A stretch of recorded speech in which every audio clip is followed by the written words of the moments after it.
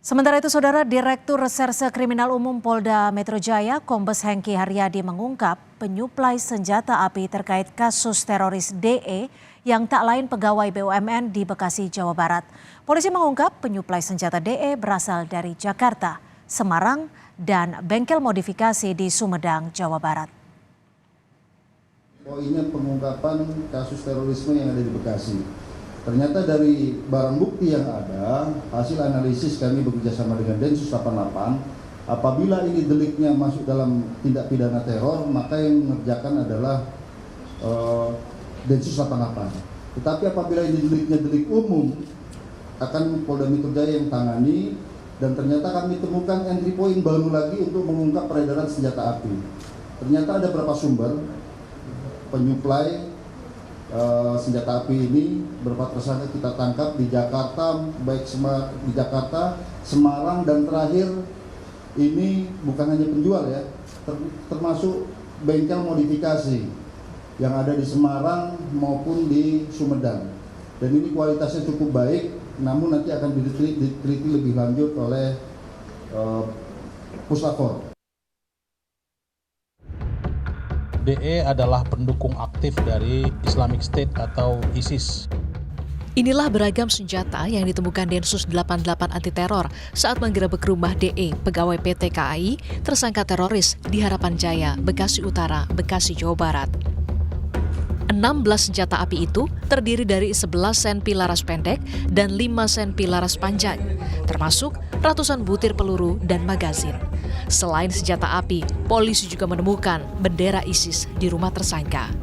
Polisi menyebut DE berniat menyerang Makobrimob Kelapa II Depok, Jawa Barat dan juga markas TNI. Yang bersangkutan melakukan latihan-latihan, ya, udah beberapa kali melakukan latihan, ya. Kemudian memiliki rencana atau niatan untuk melakukan aksi kembali ke Makobrimob yang di Kelapa II dan Makobrimob yang di Jawa Barat. Juga terhadap beberapa markas tentara yang sudah dikenali atau ditandai, diprofiling oleh yang bersangkutan. Atas penangkapan DE, Menko Polhukam Mahfud MD tak menampik jika dikatakan BUMN kebobolan disusupi secara ideologis oleh paham terorisme. Ya seharusnya mitigasi kan sudah lama sebenarnya. Sejak awal pemerintahan ini kita sudah ngomongkan banyak sekali di BUMN itu terpapar. Di ASN juga banyak yang terpapar. Oleh sebab itu pemerintah akan langkah-langkah. Tapi masih ada yang jebol satu kayak gitu kan. Jadi perbaiki lagi. Artinya apakah BUMN dinilai gagal atau lalai Pak dalam mengawasi pegawainya? Maju lagi, Mas. Ya mungkin aja dari sudut ideologis ya. Kalau mungkin dari sudut profesionalitas pengelolaan mungkin bagus, tapi mungkin dari sudut ideologis ya kenyataannya kebobolan. Dari hasil pemeriksaan, DE diduga aktif sebagai pendukung ISIS sejak 2014 lalu sebelum menjadi pegawai BUMN pada 2016. Kini, polisi pun mencari siapa pemasok senjata bagi DE. Tim Liputan, Kompas TV. Saudara, penangkapan petugas PT KAI sebagai tersangka teroris berinisial DE membuka tabir sindikat perdagangan peredaran senjata api ilegal.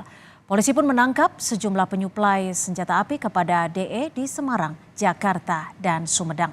Lebih lengkap kita bahas bersama Direktur Eksekutif Jaringan Moderat Indonesia. Sudah ada Pak Islah Bahrawi. Selamat petang Pak Islah, terima kasih sudah bergabung bersama kami di Kompas Petang. Selamat petang Mbak Cynthia. Pak Islah, kalau Anda melihat bagaimana sebenarnya DE ini bisa memperoleh senjata api dari pasar gelap? Ya ternyata memang inilah bagaimana cara Tuhan melindungi bangsa ini ya, bahwa ternyata kasus Dananjaya, tersangka Dananjaya ini sebenarnya membuka kotak Pandora ya, bagaimana kemudian berbagai perdagangan senjata yang secara terbuka dilakukan di marketplace, di e-commerce, ini akhirnya membuka semuanya. Jadi dari hasil pengakuan tersangka DE ini, bahwa dia mendapatkan senjata dari justru secara online. Dan dia mengakui semuanya bahwa dia membeli dari berbagai platform e-commerce, dia mendapatkan dari beberapa oknum untuk mendapatkan peluru dan sebagainya. Dari situlah kemudian dibuat semacam operasi gabungan antara Kriminal Umum Polda Metro ya dan Densus 88 dan juga melibatkan dari POM Angkatan Darat. Ini sangat sangat panjang sebenarnya nantinya. Oke, tapi saat ini kan polisi sebut bahwa DE mendapat suplai senjata dari Semarang, Jakarta, bahkan ada bengkel modifikasi di Sumedang. Kalau Anda melihatnya penyuplai ini juga punya pemahaman terorisme kah yang kuat dan bisa dijerat dengan undang-undang terorisme juga kah untuk penyuplainya ini?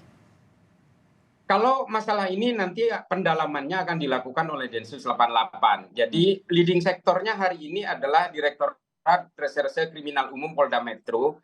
Dari beberapa orang yang ditangkap itu nanti akan dilakukan pendalaman melalui proses penyidikan yang nantinya kalau memang ada kaitan ideologis tertentu dengan memiliki resiliensi ideologis dengan DE misalnya, maka tidak menutup kemungkinan ini akan diambil alih oleh Densus untuk dikenakan dengan undang-undang teror. Tapi sementara ini kan masih dikenakan Undang-Undang Darurat nomor 1251. Nah, pabrik yang ada di Semarang, pabrik yang ada di Sumedang juga nanti akan berkembang ke berbagai kelompok yang berada di kota lain yang tidak menutup kemungkinan di antara mereka ini punya resiliensi ideologis teror. Ini ada besar kemungkinan karena senjata ini sangat seksi dan sangat menarik bagi jaringan teror.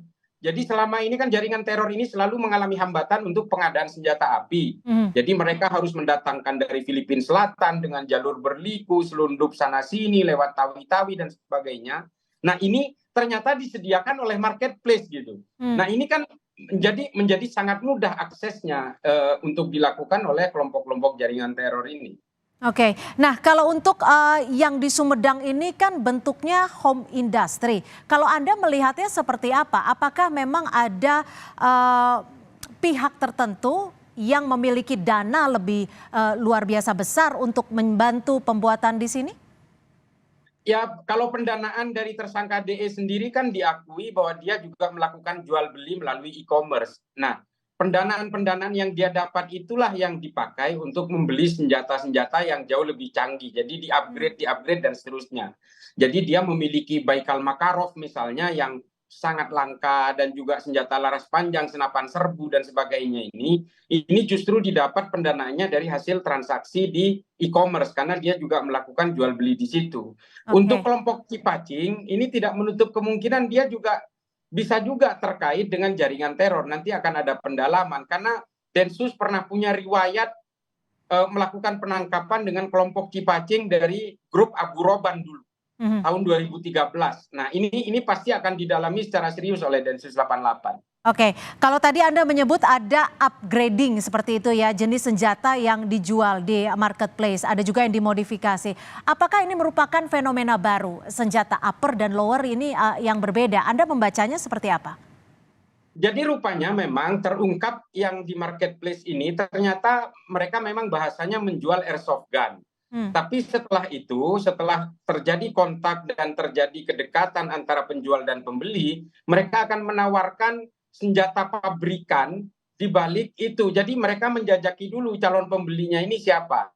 Setelah kenal akrab, terjadi transaksi berkali-kali, barulah kemudian ditawarkan senjata pabrikan yang bukan modifikasi. Nah ini kan terungkap juga dari hasil pemeriksaan dari berbagai tersangka yang ditangkap oleh Krim Polda Metro Jaya, yang nantinya Densus akan melekat di situ. Kalau memang melibatkan oknum dari TNI misalnya, Pomad juga sudah siap untuk melakukan pendalaman. Kalau dari oknum polisi nanti Propam juga akan melakukan pendalaman. Tapi yang paling kita concern adalah apabila ini memiliki resiliensi ideologis. Nah ini bahaya sekali. Oke, itu yang menjadi perlu digarisbawahi. Terima kasih Direktur Eksekutif Jaringan Moderat Indonesia, Pak Islah Barawi sudah bergabung bersama kami di Kompas Petang. Selamat sore.